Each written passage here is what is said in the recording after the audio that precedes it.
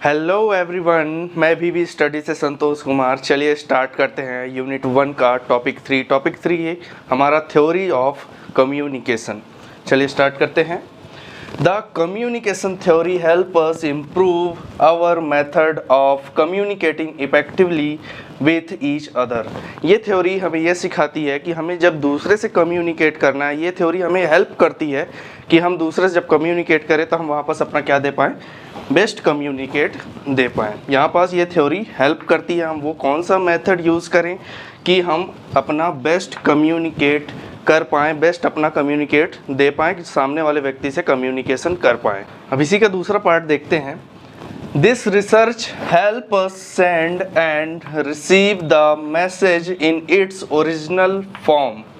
मतलब कि कोई भी अगर व्यक्ति अगर कोई मैसेज सेंड करता है, ओरिजिनल फॉर्म में मैसेज सेंड होना चाहिए और राइट मैसेज सेंड होना चाहिए, ताकि हमें भविष्य में जो मैसेज सेंड किया हो हमें नॉइज़ की प्रॉब्लम नहीं आनी चाहिए। तो ये रिसर्च हेल्प करती है कि जो हम मैसेज सेंड कर रहे हैं, सेंडर के द्वारा जो मैसेज सेंड किया जा रहा है वो हमें राइट मैसेज देना चाहिए। जो रिसीवर है उसके पास कौन सा मैसेज जाना चाहिए, राइट मैसेज जाना चाहिए जो ओरिजिनल मैसेज होता है, ताकि जो रिसीवर है वो क्या सेंड कर सके, फीडबैक सेंड कर सके। और फीडबैक किसको सेंड कर सके, सेंडर को, जिसने ओरिजिनल मैसेज सेंड किया है। अगर नॉइस में अगर कोई प्रॉब्लम आती है, नेटवर्क में कोई प्रॉब्लम आता है, जैसे कि मोबाइल में कोई कम्युनिकेट करता है तो नेटवर्क में काफ़ी सारी प्रॉब्लम आती है, तो फिर बगल में डीजे बज रहा होता है या फिर बस से आना जाना कोई भी बहुत ज़्यादा हॉर्न बज रहा होता है, तो यहाँ पास प्रॉपर कम्युनिकेट करने के लिए हमें वहाँ पास कोई भी प्रॉब्लम क्रिएट ना हो, तो यहाँ पास पूरा ध्यान रखा जाता है जो मैसेज सेंड किया जाता है। जो मैसेज सेंड किया जाता है यानी कि राइट मैसेज होना चाहिए, नॉइस का कोई प्रॉब्लम नहीं होना चाहिए, ताकि रिसीवर को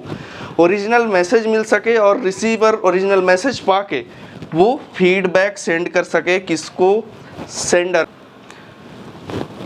A slight deviation from the original form of the communication may create problem for the both sender and receiver।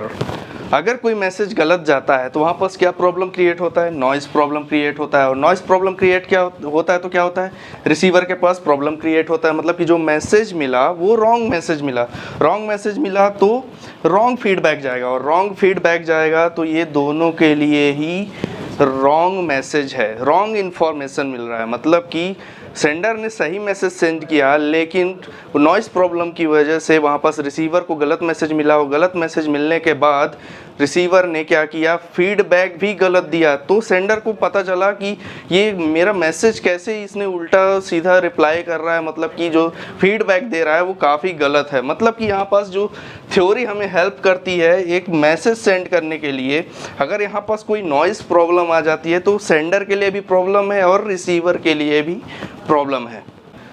चलिए अब स्टार्ट करते हैं थ्योरीज ऑफ कम्युनिकेशन का part 1, theories of information communication, जिसे हम इंफॉर्मेशन थ्योरी और bulls आई theory communication कहते हैं।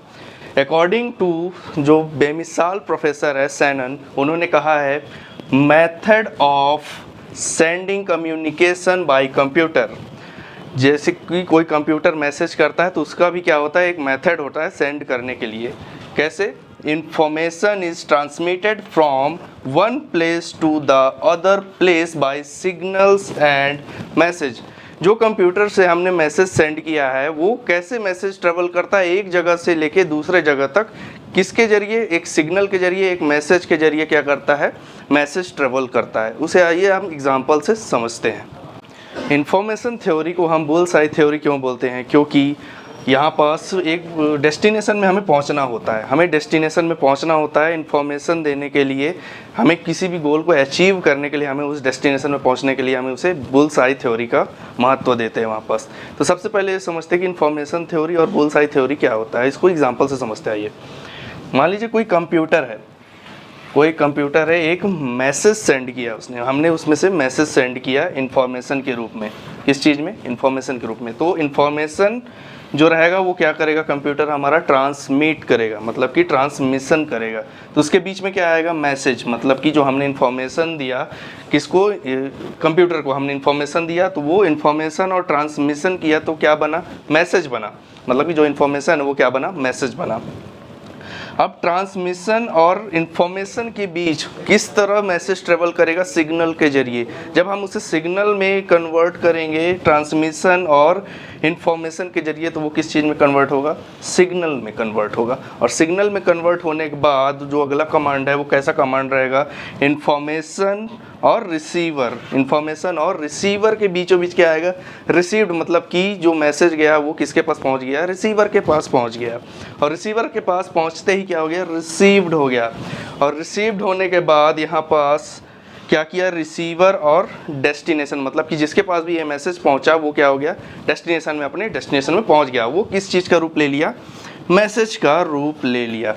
और हम इसे बुल्स आई थ्योरी क्यों बोलते हैं? क्योंकि आप यहाँ पास देखिए, जो हमारा मैसेज होता है, हमें डेस्टिनेशन पर पहुँचना होता है। मान लीजिए हमारा मैसेज यहाँ पर है और हम इन सब चीज़ों से गुजर कर हमें राइट डेस्टिनेशन देना होता है, जिसे हम बुल्स आई कहते हैं। बुल्स आई एक गेम का नाम है जो हम ऐसे करके फेंकते हैं ताकि हमारा निशाना बीचों बीच लग जाए, ठीक है।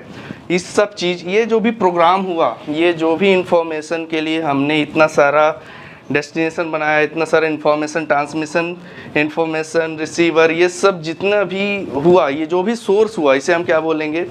नॉइस प्रोसेस सोर्स बोलेंगे इसे। ये जितना भी कमांड हुआ है यहाँ पास, इसे हम नॉइस प्रोसेस सोर्स बोलेंगे। चलिए, हमारा नेक्स्ट टॉपिक है इंटरेक्शन थ्योरी और ping pong theory of communication. हम इसे पिंग पोंग थ्योरी क्यों कहते हैं? क्योंकि ये एक टेबल टेनिस का खेल है पिंग पोंग, ताकि सामने वाला जब भी कोई रिस्पॉन्स करे या फिर कोई भी मैसेज दे, तो यहाँ से हमें उसका फीडबैक देना होता है। हमें नहीं मालूम होता है, हमें वहाँ पास पूर्वानुमान लगाना होता है। हमें वहाँ पास मालूम नहीं होता कि सामने वाला कैसा रिएक्ट करेगा। सामने वाला अगर कोई किसी भी तरह से बॉल को टच करता है तो हमें यहाँ पास किसी भी तरह से आ सकता है, तो हम उसे यहाँ से वापस दे सकते हैं उसे, ठीक है, वापस फीडबैक दे सकते हैं। इसीलिए उसे पिंग पोंग थ्योरी कहा जाता है। आप इसे known by the interpersonal theory, circular theory, ping pong theory इसे कहा जाता है, ठीक है। क्यों कहा जाता है? क्योंकि अगर आप इसे अच्छी तरह से समझें,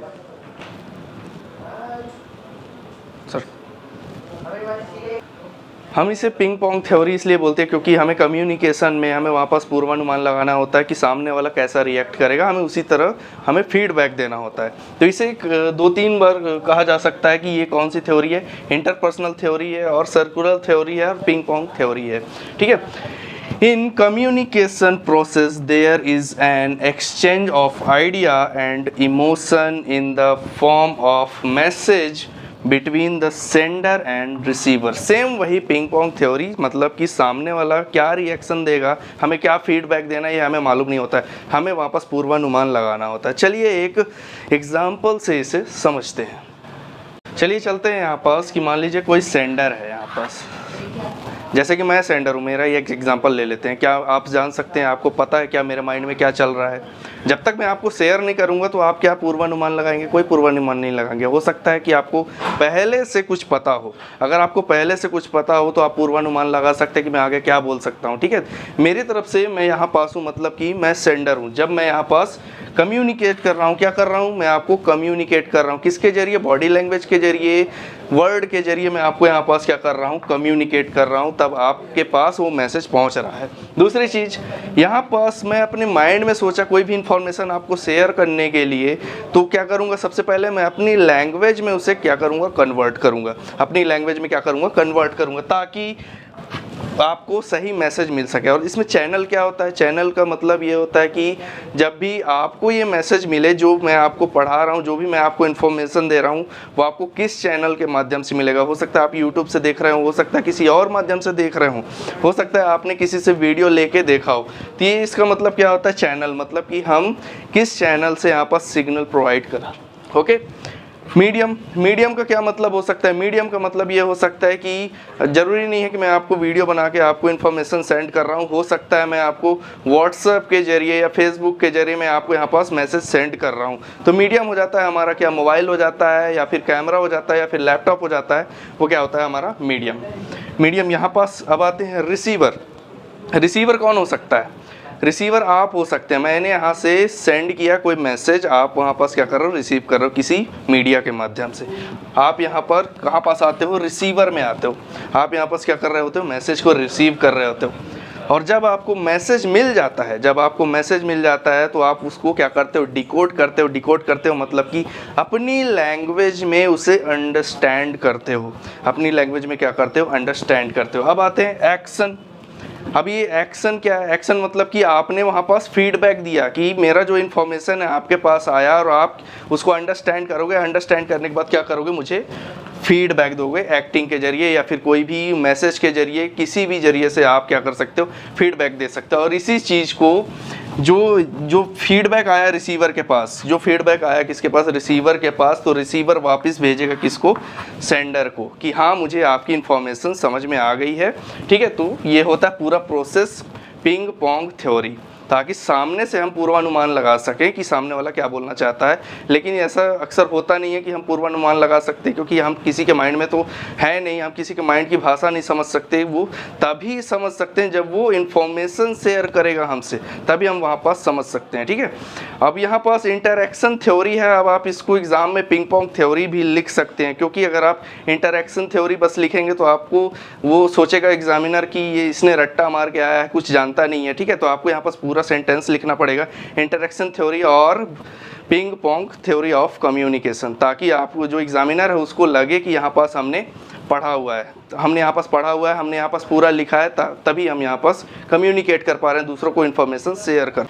चलिए, हमारा नेक्स्ट टॉपिक है ट्रांजैक्शन थ्योरी और स्पाइरल थ्योरी ऑफ कम्युनिकेशन। इसे स्पाइरल थ्योरी क्यों कहते हैं, क्योंकि कम्युनिकेशन कंटिन्यूअस प्रोसेस है, वो कभी रुकता नहीं है, हमेशा कम्युनिकेशन में चलता रहता है। फीडबैक से मैसेज, मैसेज से फीडबैक, कंटिन्यूअस चलता रहता है, इसीलिए इसे कहते हैं कंटिन्यूअस प्रोसेस। और स्पाइरल कम्युनिकेशन क्यों कहते हैं, क्योंकि स्पाइरल आपने वीडियोस में देखा होगा, कोई भी सोशल मीडिया के वीडियोस में देखा होगा। क्योंकि एक वीडियो में ऐसा था कि मतलब कि गोल गोल घूम रहा है, गोल गोल घूम रहा है, कैसे घूम रहा है, मतलब कि वो कंटिन्यूअस प्रोसेस कर रहा है। इसे क्या बोल देते हैं, स्पाइरल थ्योरी, ताकि ये कभी भी कम्युनिकेट हो तो रुकता नहीं है, ये चलते ही रहता है, गोल गोल हमेशा चलते ही रहता है। इसे क्या बोलेंगे, spiral theory of communication. Okay, both parties are interdependent and equal partner in transaction। जब भी कोई मैसेज सेंड किया जाता है किसी सेंडर की तरफ से, जब भी कोई मैसेज सेंड किया जाता है किसी सेंडर की तरफ से, तो वो क्या बनता है, फीडबैक बनता है। और फीडबैक वापस से क्या बनता है, मैसेज बनता है। और मैसेज बन के किसको जाता है, सेंडर को जाता है, तो वो क्या बन जाता है, फीडबैक उसके लिए। और जब उसको फीडबैक मिलता है तो जब वो कम्युनिकेट करता है, जो मैसेज बनता है वो क्या बन जाता है, मैसेज बन जाता है। फीडबैक क्या बन जाता है, मैसेज बन जाता है। जैसे कि हम इसमें देख पा रहे हैं कि जो भी कम्युनिकेट करता है, जो भी मैसेज निकल के आता है, वो क्या बन जाता है, फीडबैक बन जाता है। और फीडबैक क्या बन जाता है, वापस से क्या बन जाता है, मैसेज बन जाता है। आप इसे ट्रांजैक्शन थ्योरी और स्पाइरल थ्योरी एग्जाम में ज़रूर लिखें, क्योंकि जब आप एग्ज़ाम में लिखते हो तो जो एग्जामिनर होता है वो चेक करता है, बोलता है कि हाँ बच्चे ने पढ़ाई की है, और पढ़ाई की है तो आपको अच्छे नंबर भी देगा। ठीक है, आप इस तरह भी बना सकते हो, इसमें कोई दिक्कत नहीं है। आप इस तरह एरो बना सकते हो, काफ़ी अच्छा लगता है। जब भी कोई भी एग्जामिनर यहाँ पास कॉपी अगर आपका चेक करेगा तो काफ़ी उसको क्रिएटिव माइंड वाला पर्सन लगेगा। जब भी आप यहाँ पास कुछ भी बनाओगे, स्पाइरल बनाओगे यहाँ पास, तो उनको वैसे ही समझ में आ जाएगा। आप स्पाइरल बनाओ जरूर, यहाँ पास स्पाइरल भी लिख देना बहुत ज़रूरी है। ओके, चलिए अब स्टार्ट करते हैं यूनिट 1 का टॉपिक 4। क्या है टॉपिक 4, प्रोसेस ऑफ कम्युनिकेशन। मतलब कि the communication process refer to a action और step taken in order to successfully communicate. It involves several components such as sender of the communication, the actual message being sent, the encoding of the message of receiver and the decoding of the message। मतलब कि communication करने के लिए इसका मतलब ये नहीं है कि जैसे मैं कम्युनिकेट कर रहा हूँ तो आप तक मैसेज पहुँच गया है। आप तक मैसेज पहुँचने के लिए काफ़ी सारी चीज़ों, काफ़ी सारे प्रोसेस से गुजरना पड़ता है। जैसे कि मैंने अपने माइंड में कौन सा लैंग्वेज है, जो मेरा लैंग्वेज है वो मैं आप तक पहुँचाऊँगा, कैसे सोच कर पहुँचाऊँगा। जो मेरा सेल्फ लैंग्वेज है उसको पहले क्या करूँगा, इनकोड करूँगा, फिर इसके बाद वो इन्फॉर्मेशन बनेगा, फिर वो आप तक पहुँचेगा। आप तक कैसे पहुँचेगा उसका भी एक प्रोसेस है। आप मोबाइल के ज़रिए ले सकते हो, वीडियो के जरिए ले सकते हो, किसी भी जरिए से ले सकते हो। जैसे आप ये किसी भी जरिए से लेते हो तो वहाँ पर आप क्या करते हो, आप सेल्फ लैंग्वेज में क्या करते हो, डिकोड करते हो। यहाँ पर काफ़ी सारी चीज़ें होती है, जैसे कि सेंडर होता है, रिसीवर होता है, डिकोड होता है, इनकोड होता है, काफ़ी सारी चीज़ें होती है जो कम्युनिकेशन प्रोसेस में इन्वॉल्व रहती हैं।